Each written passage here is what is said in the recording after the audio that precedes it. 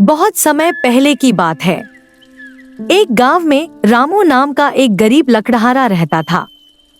रोज सुबह उठकर जंगल जाता, लकड़ियां काटता और शाम को बेचकर 2 वक्त की रोटी कमाता। उसका जीवन सीधा सादा था, लेकिन तंगी बहुत थी। एक दिन रामू रोज की तरह जंगल में लकड़ियां काट रहा था कि उसे जमीन में कुछ चमकता हुआ दिखाई दिया।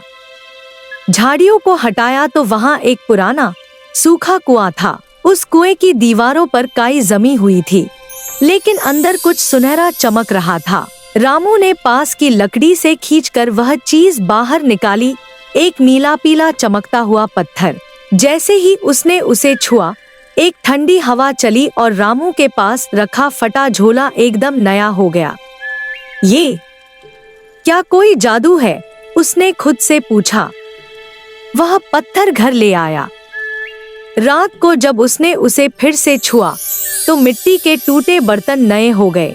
उसकी पुरानी खाट एकदम नई लकड़ी की बन गई। रामू खुशी से उछल पड़ा।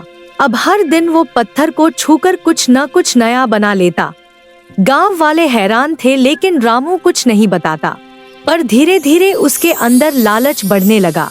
अब वो सोचने लगा, अगर ये पत्थर इतना कुछ कर सकता है तो क्यों न मैं अपना पूरा घर सोने का बना दूं?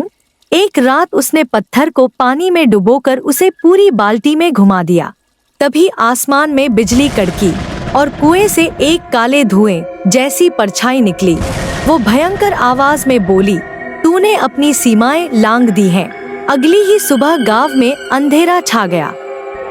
सूरज दिखना बंद हो गया, पेड़ मुरझा गए और सबका खाना सड़ने लगा।